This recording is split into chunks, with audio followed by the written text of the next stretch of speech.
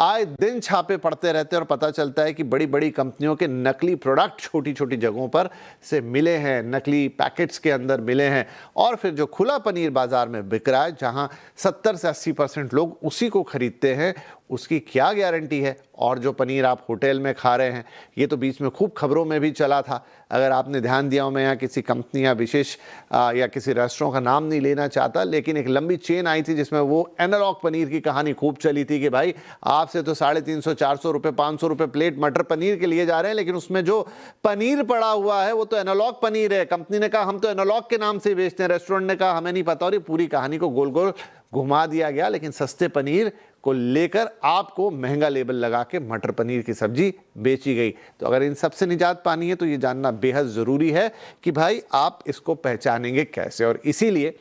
आज हमने public health analyst doctor Sameer Bhati को आमंत्रित किया है इस शो के ऊपर, जो एक जाने माने डॉक्टर तो हैं ही, बहुत सारी बातों पर, विषयों पर इस तरह के अपने विचार रखते हैं, लेकिन वो अपनी लैब में ऐसी कई नकली चीज़ों के टेस्ट लगा के दिखा चुके हैं, कई पब्लिक प्लेटफॉर्म्स पे ये बता चुके हैं कि ऐसी चीज़ों को आप कैसे पहचानेंगे। तो डॉक्टर भाटी, आपका बहुत बहुत स्वागत है। देखिए, होली आसपास है, कई खबरें चारों तरफ चल रही हैं, नकली पनीर और मावे के विजुअल्स चारों तरफ है कि इतना मावा जब्त, इतना डिस्ट्रॉय किया, लेकिन मुझे लगता है कि वो टिप ऑफ द आइसबर्ग है, वो सिर्फ एक कहानी बन के रह जाती है। लेकिन 80% लोगों के पास त्योहारों में खासतौर पे वही नकली पनीर और वही नकली मावा पहुंचता है। सर बिल्कुल, देखिए जैसा ज्यादातर हम खास त्योहारों के अंदर हम देखते हैं कि उसमें ओवरऑल आपने सुना होगा कि 80% के करीब सैंपल्स फेल हो जाते हैं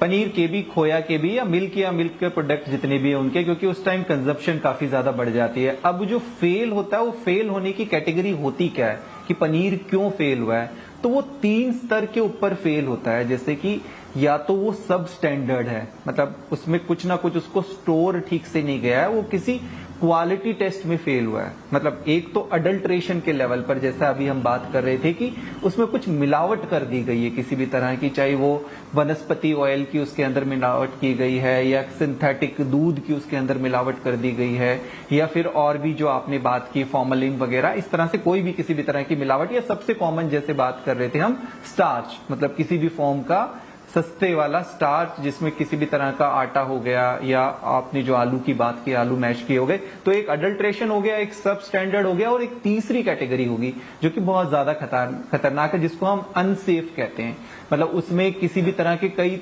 टॉक्सिन जो कि हमारी बॉडी के लिए बहुत ज्यादा हार्मफुल होते हैं। तो 3 कैटेगरी के अंदर ही ज्यादातर वो पनीर फेल होता है। और इसमें सबसे ज्यादा जैसा हम देखते हैं कि जो देखा जाता है पहले लेवल पर, वो आपका सब स्टैंडर्ड वाला मिलता है। मतलब सब स्टैंडर्ड वाला कि उसमें अडल्ट्रेशन तो नहीं मिलती,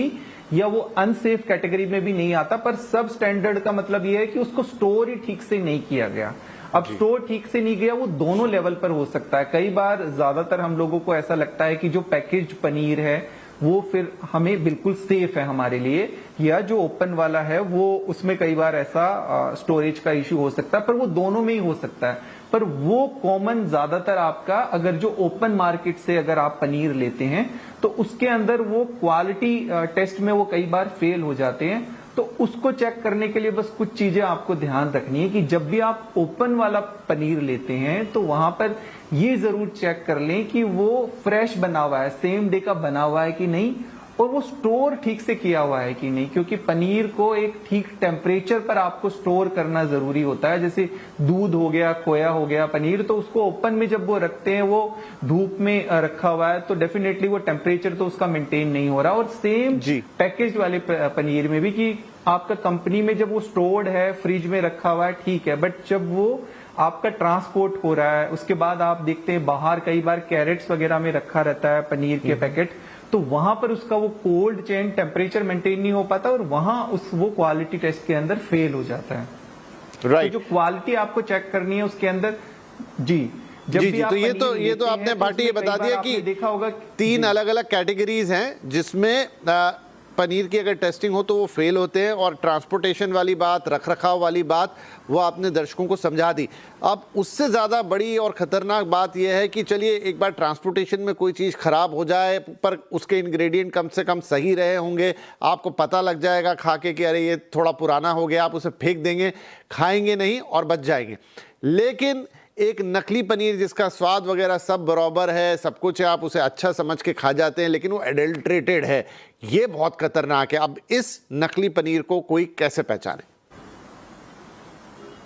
हाँ, तो देखिए, जैसे अडल्ट्रेटेड पनीर की बात करें, और ज्यादातर अडल्ट्रेशन कॉमन, क्योंकि अडल्ट्रेशन कैसी की जाएगी? जो सस्ती हो तभी उसको फायदा है, जो भी अडल्ट्रेटेड पनीर को बेच रहा है। तो सस्ता कोई सब्स्टिट्यूट इस तरह से, ताकि पनीर की थिकनेस को बढ़ाया जा सके, और उसी तरह का कोई सब्स्टिट्यूट जिसमें सबसे कॉमन स्टार्च की मिलावट की जाती है। इस वजह से हम आयोडीन टेस्ट को, एफएसएसआई ने भी रिकमेंड कराया है कि होम टेस्टिंग, आयोडीन टेस्ट एक साइंटिफिक टेस्ट होता है। तो उसके लिए एक छोटा सा आपको ये आयोडीन वाला आप ऐसा ले सकते हैं, ये आपको घर पर रखना चाहिए, ताकि रैंडमली आप पनीर का जब भी इस्तेमाल करते हैं, दूध का, खोए का, तो सबके लिए आयोडीन टेस्ट से आप ये चेक कर सकते हैं कि उसमें स्टार्च की कोई मिलावट है कि नहीं। क्योंकि स्टार्च के साथ जब ये आयोडीन रिएक्ट करता है तो एक तरह का कलर उसका चेंज कर देता है, क्योंकि नॉर्मल जो आयोडीन का कलर है वो आपको हल्का सा येलोइश टाइप का इस तरह से दिखेगा, पर जब ये उसके साथ अगर स्टार्च उसमें किसी भी तरह से पनीर में मिलाया गया है तो उसका कलर चेंज हो जाएगा, ये ब्लूइश हो जाएगा, डार्क कलर किसी भी तरह का हो जाएगा। तो आपको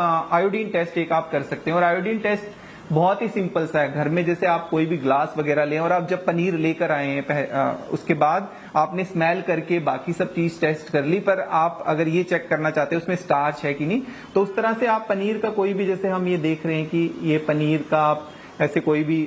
एक पीस लेंगे, उसको आप उसमें भी रख सकते हैं, हाथ में भी, जैसे हमने ये लिया। इसके बाद आप किसी भी ड्रॉपर की मदद से, या कुछ भी आप, जैसे ये आयोडीन का हमारे पास सैंपल है, उस तरह से आप एक ड्रॉपर से भी ले सकते हैं इसको। आपने इसमें ये इस तरह से पनीर लिया, ये ड्रॉप लिया इसका, और इसमें 2-3 बूंदे आप इस तरह से पनीर पे डालेंगे। फिर थोड़ा सा आप कुछ सेकंड के लिए देखेंगे कि इसका कलर चेंज हो रहा है कि नहीं। जैसे इसमें हम ये देख रहे हैं कि इसका कलर, जैसे मैंने आपको बताया कि थोड़ा येलोइश टाइप का ऐसा रहेगा। तो अगर ये ऐसा कलर एक्चुअल में जो आपका आयोडीन का कलर है वही आपका रह रहा है, तो इसका मतलब इसमें स्टार्च की मिलावट नहीं है। तो एक ये चेक किया जा सकता है। दूसरा, जैसे मैंने बताया कि कलर किस तरह से होगा, एक हमारे पास जैसे पनीर का और सैंपल है जिसमें हमने ये स्टार्च को थोड़ा मिलाया है, ये दर्शकों को दिखाने के लिए, ताकि ये चेक कर सकें कि अगर स्टार्च की मिलावट आपके पनीर में होगी तो उसका कलर किस तरह से दिखेगा। तो जैसे इसमें अगर स्टार्च की मिलावट होगी तो आपको इस तरह से बिल्कुल वो ब्लैकिश ब्लूइश कलर हो जाएगा, एकदम डार्क कलर हो जाएगा। अब दोनों ग्लास अगर आप एक साथ दिखा दें, दोनों ग्लास एक साथ दिखा दें तो दर्शकों को एकदम क्लियर हो जाएगा। जी बिल्कुल, देखिए ये एक ग्लास है, जैसे इसके अंदर आप पनीर को देख पा रहे हैं, जिसमें थोड़ा हल्का ये येलोइश है, ये एक्चुअल आयोडीन का कलर है। और जो ये आपका डार्क कलर हो रहा है, नीले रंग का जो हो रहा है, ये आपके इसके अंदर स्टार्च की मिलावट है। वो स्टार्च किसी भी तरह का कोई भी मतलब आटा फॉर्म में कुछ हो सकता है ऐसा, तो वो इसमें मिलावट है। बाकी दूसरा, कई बार क्या होता है कि ये जो कलर है ये हल्का कुछ जगह पर आपको दिखेंगे ट्रेस, मतलब पूरा नहीं होगा ब्लैक, थोड़ी जगह। तो इसमें ऐसा भी होता है कि कई बार कम स्टार्च की मिलावट की गई है, पर जो आयोडीन